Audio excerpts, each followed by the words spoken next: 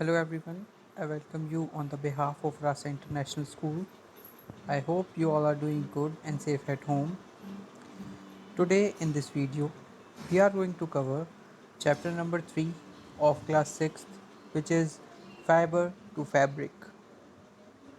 In this video, we are going to discuss about following topics: brief history of clothing, types of fabric and sources of fabric, which is from your book page number 31 to page number 33. Chapter number 3, Fiber to Fabric. In this chapter we are going to discuss कि fibre से fabric कैसे बनता है, fibre क्या होता है, fabric क्या होता है, इन सब के बारे में, कितने टाइप के फाइबर्स होते हैं. Alright, so this is we are going to discuss brief history of clothing. Humans always had the need to protect themselves from natural elements like heat, cold and rain. As we all know कि human को हमेशा क्या चाहिए, उसको need रहती है कि वो अपने आप को बचाए. किससे बचाए? हीट से बचाए, कोल्ड से बचाए या फिर रेन से बचाए. In asian times the clothes were made of animal skins, furs, leaves, grasses, barks of trees, or even bones and shells. So ancient time में क्या होता था, एंशियंट टाइम में जो क्लोथ्स होते थे वो किससे बनते थे, या तो वो एनिमल स्किन से बनते थे, ठीक है, यानी कि जो पशु होते हैं एनिमल्स, उनकी जो स्किन हम निकाल लेते हैं, ठीक है, उनकी खाल से जो बनते हैं वो. फिर फर से बनते थे, यानी कि उनके ऊपर का जो होता है ना, वूल टाइप की होती है, उनके ऊपर के जो बाल होते हैं फर, उनसे बनते थे. लीव से बना लेते थे, ग्रासेस से बना लेते हैं, या फिर वो बार्क ऑफ ट्री होती है, छाल होती है पेड़ की, उससे बनाते थे, या बोन से या शेल से बनाते थे. After people began to settle in agriculture communities, they started weaving twigs and grasses into long strands. लेकिन जब पीपल ने क्या क्या स्टार्ट किया, एग्रीकल्चर स्टार्ट किया, ठीक है, और वो कम्युनिटीज़ में सेटल होने लगा, ठीक है, वो क्या बचाने लगा, अपने आसपास बस्तियाँ बसाने लगा. तो उन्होंने क्या किया, वो डालियों से और ग्रासेस को एक साथ जोड़कर क्या बनाने लगे, लंबा से स्ट्रांड बनाने लगे, ठीक है, एक दूसरे से जोड़ने लगे टहनियों को और किसको, ग्रासेस को.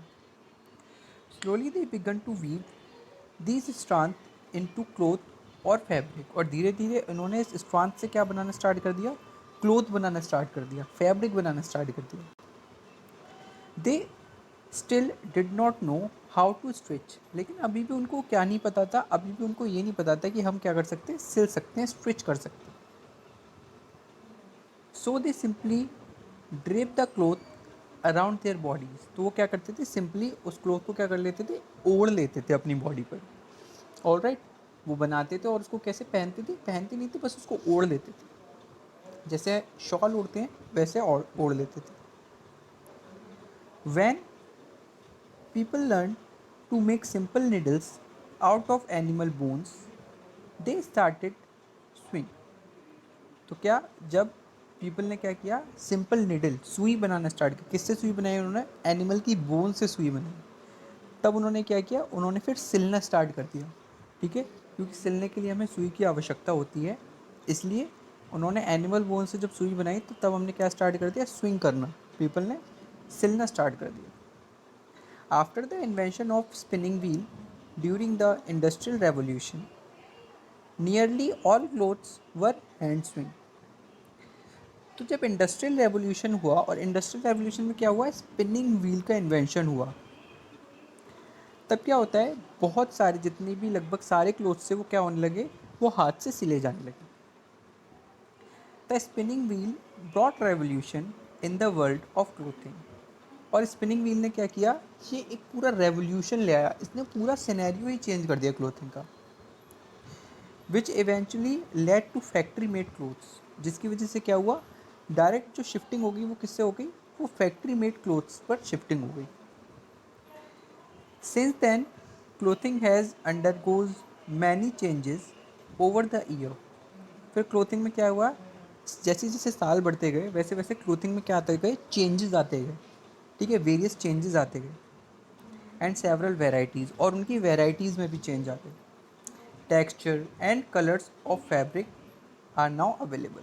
और अब जैसे कि हम देखते हैं बहुत सारी वेराइटीज़ अवेलेबल हैं, बहुत सारे टेक्सचर्स मतलब कि बहुत सारे कलर्स के मिल जाएंगे, अलग अलग टाइप के मिल जाएंगे, ठीक है, बहुत सारे कलर के मिल जाएंगे हमें, रंग बिरंगे, ऐसा तो है नहीं कि स्पेसिफिक कलर का मिलता है, ठीक है, बहुत सारे कलर्स में अवेलेबल हो जाएंगे, बहुत सारे फैब्रिक जैसे हमें कॉटन का मिल जाएगा, सिल्क मिल जाएगा, जूट, काफ़ी चीज़ें मिल जाएंगी अब, क्योंकि अब बहुत सारी वेराइटीज़ अवेलेबल है हमारे पास।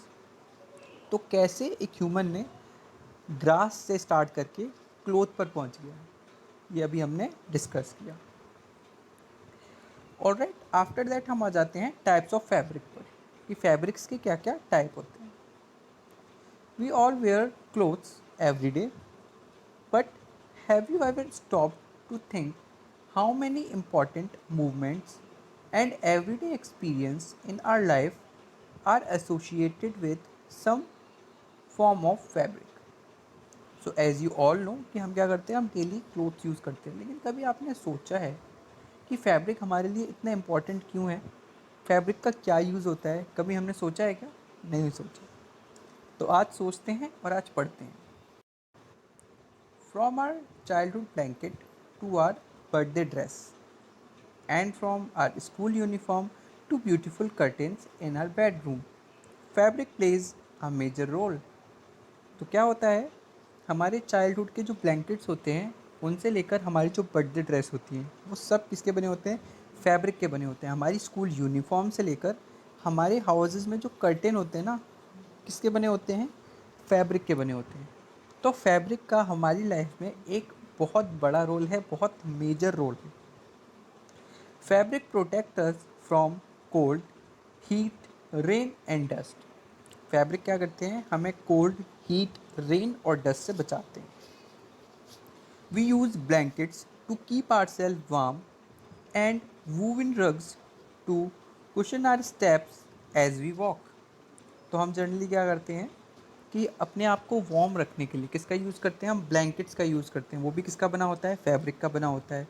और नॉर्मली हम क्या यूज़ करते हैं, वूवन रग, जो कि फटे हुए कपड़े होते हैं ना वूवन, वो किस लिए यूज़ करते हैं, नॉर्मली हमने घर में बिछाने के लिए हमें यूज़ करते हैं, ठीक है, और जिनके ऊपर हम वॉक करते हैं। Are all these made of the same material? क्या लगता है आपको, ये सब एक सेम मटेरियल के बने होते हैं? नो, ये सेम मटेरियल के नहीं बने होते हैं। No, each fabric gives a different look and feel. हर फैब्रिक का एक डिफरेंट लुक होता है और डिफरेंट फील होती है।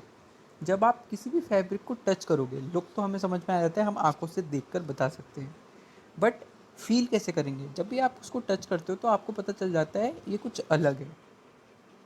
ऑलराइट, आफ्टर दैट हम डिस्कस कर लेते हैं सोर्सेज ऑफ फाइबर्स। फाइबर्स के क्या क्या सोर्सेज होते हैं। Every fabric is made of fibres.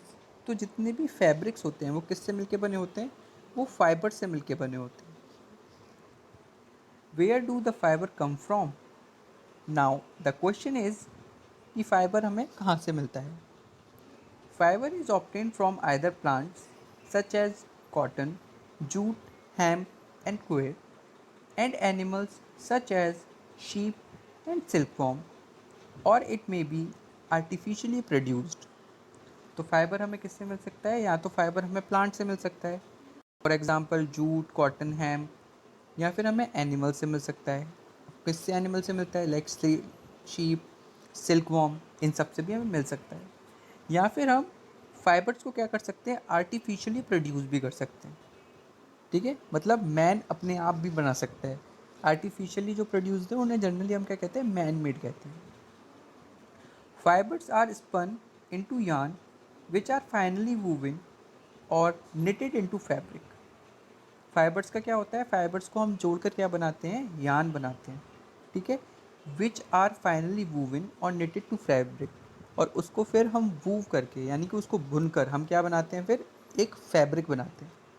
यानी कि फाइबर से पहले यान बनता है और यान से फिर fabric. Fibres can be classified into two main categories, natural and synthetic. तो फाइबर को हम दो मेन कैटेगरीज में डिवाइड कर सकते हैं. First is natural and second is synthetic. Natural fibres are obtained from natural sources such as animals and plants. तो natural sources से हमें कौन से फाइबर्स मिलते हैं? नेचुरल सोर्सेज से हमें नेचुरल फाइबर्स मिलते हैं, क्योंकि हमें ये नेचर से मिलते हैं, इसलिए हमें इन्हें नेचुरल फाइबर्स कहते हैं. अब नेचर में क्या क्या? एनिमल और प्लांट्स. जो भी फाइबर हमें एनिमल और प्लांट से मिलते हैं उन्हें हम कहते हैं natural fibres. Whereas those which are not obtain from natural sources are called synthetic fibre. और ऐसे फाइबर जो कि हमें नेचुरल सोर्सेज से नहीं मिलते हैं उन्हें हम कहते हैं synthetic fibre. Nylon and polyester are examples of synthetic fibre. तो सिंथेटिक फाइबर के क्या एग्जाम्पल हैं? नायलॉन और polyester. One more thing, synthetic fibres को हम मैन मेड फाइबर भी कहते हैं. ऑलराइट, क्योंकि ये नेचर से नहीं मिलते, ये हमें खुद बनाने पड़ते हैं, मैन मेड होते हैं, इसलिए हम इसे मैन मेड फाइबर भी कहते हैं. Got my point? So thank you so much for today. I hope you all are doing great at your homes. Admissions are open. Kindly contact for more information.